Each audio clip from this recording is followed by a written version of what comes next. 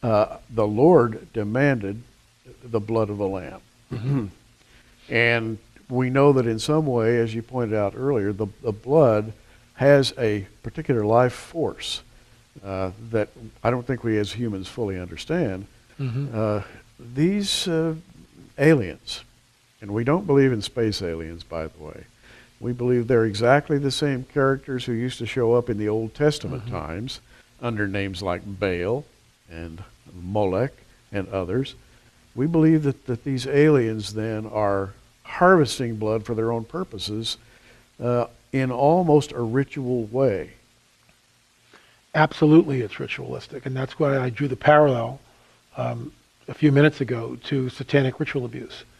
To me, they dovetail, they overlap. The phenomena has so many points of congruence. I think it's alarming. And what is sobering to me is that if it was one or two of these every decade or something, we wouldn't be sitting here talking about it. But it's not. It's hundreds worldwide, and it happens in certain pockets. Certainly in Colorado, New Mexico, out in the Southwest, the phenomena continues to this day. Now in England, but in other parts of the world, cattle mutilations. It's real, it's burgeoning, it's not going away. And what the purpose of what's great about this kind of a show is we're sending out a message to people who are watching this, listening to it, and understanding that the enemy is hard at work, and he's got a plan, and he's exercising that plan. And the supernatural is manifesting in today's world in real time. And we need to wake up and understand what's confronting us. And that's what's great about the discussion that we're having here today. Yeah, and talking about it sounds like somebody may have struck a deal.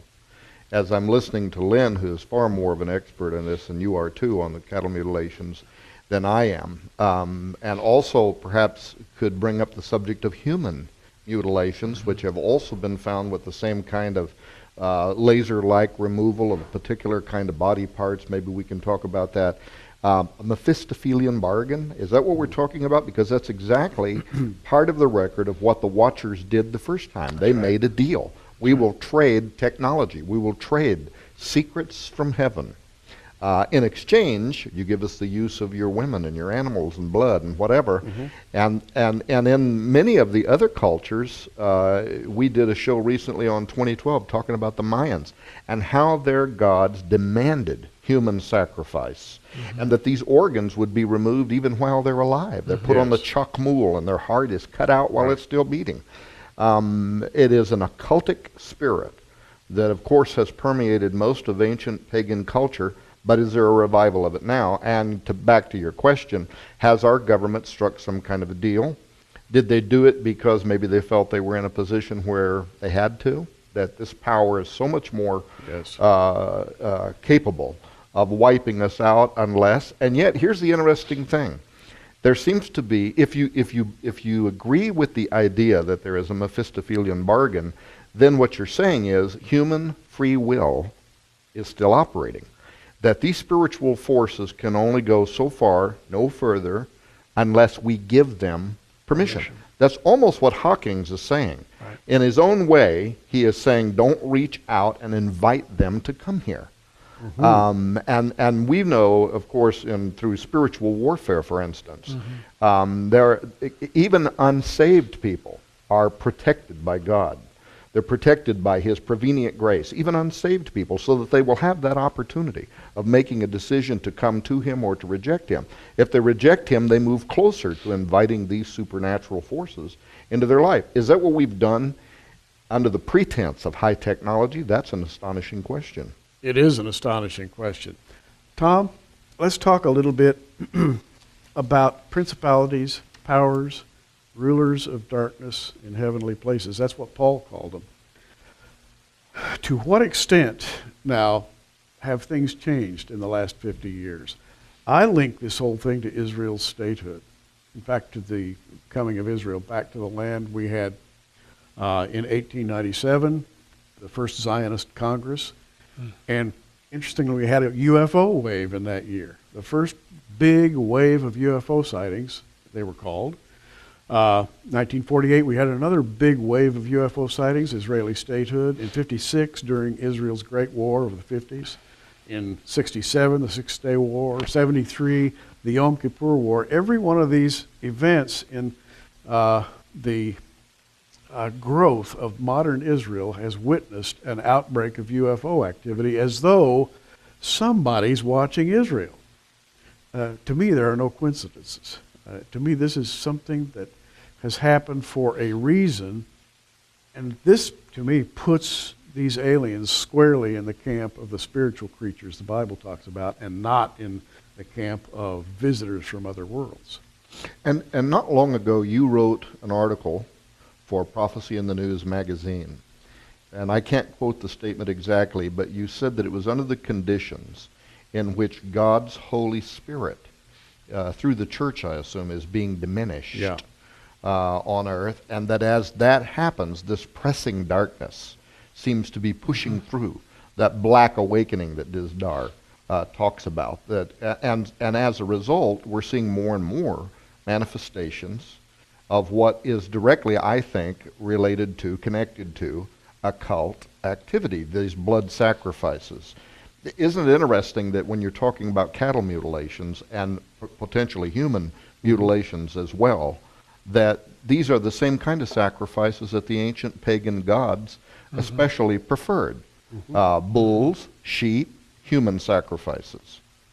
Why would that be being reflected in phenomenology that's occurring around us today? And one other question I wanted to ask either of you as experts is that a moment ago, L.A. mentioned that he believed that this was, the reason there's no blood on the ground around, there's no footprints leading to or away from, there's no car tracks driving up. These things just appear. Organs are removed with maybe even more than medical precision. Yes. And there's no explanation for it. It smacks of interdimensionality, that something's moving in and out of our reality to accumulate this DNA. And it raised, while you were talking, what I wrote down was, what is Bigfoot?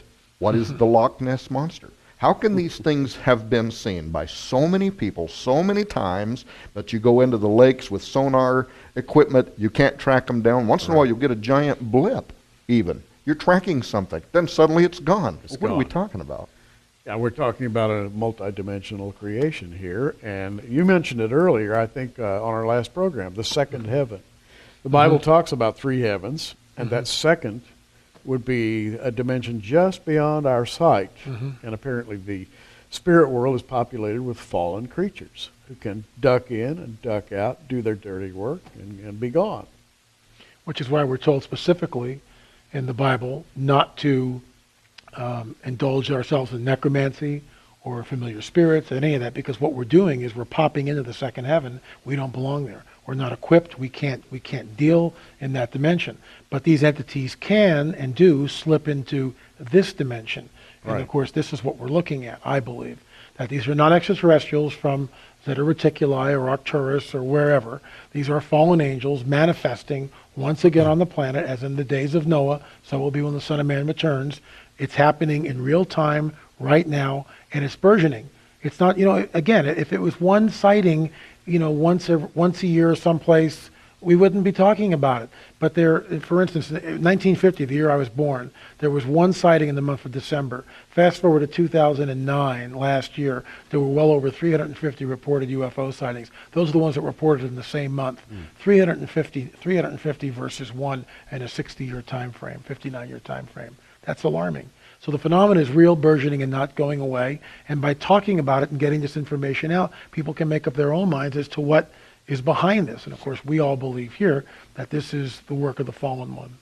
The fallen ones who came in the days of Noah, and again, going back to the words of Jesus, which I always love to do, Matthew 24:37, but as the days of Noah were, so shall also the coming of the Son of Man be.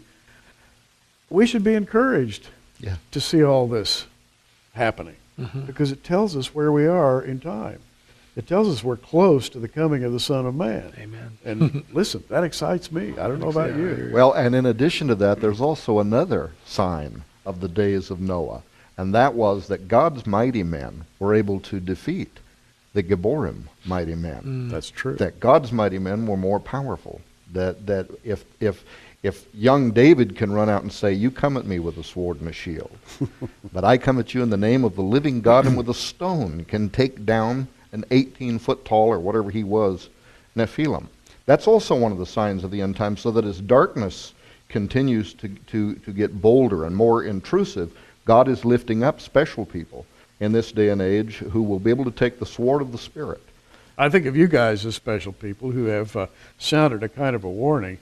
L.A. Marzulli, Politics, Prophecy, and the Supernatural. Give us just a thumbnail of what's in this book, L.A. Basically, it weaves a tapestry, a story between three seemingly unrelated bedfellows: politics, prophecy, and the supernatural. Mm-hmm. And the quick thumbnail sketch of that is, in this country, we believe in the workings of the miracle of the God-man being born on Christmas, even though December 25th, that's another sidebar, I won't get into it.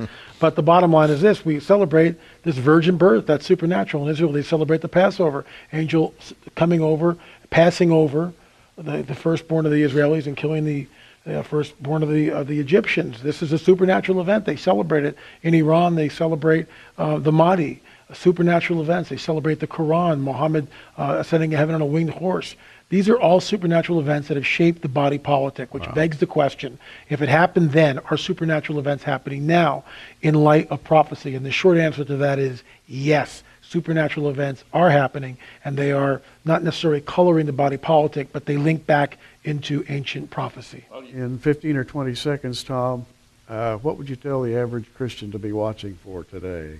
Well, watching for the coming of the Lord, preparing for the coming of the Lord. If they're listening to this show and they're not ready to meet Him, these signs say that something imminent is about to unfold. Amen. And the world feels it. The world's looking at the year 2012. They're talking about the apocalypse. They're talking about Armageddon. News stories featuring the coming of Armageddon. The movies that are being made, L.A., the movies you're saying are all about these subjects. Yeah, we look at District 9, the Avatar movie, the movie Knowing, which was, in my opinion, a frontal assault on Christianity. What we see is that we're being programmed, we're being set up for this coming great deception. It's coming. It's coming. Gary Stearman reminding you to keep looking up.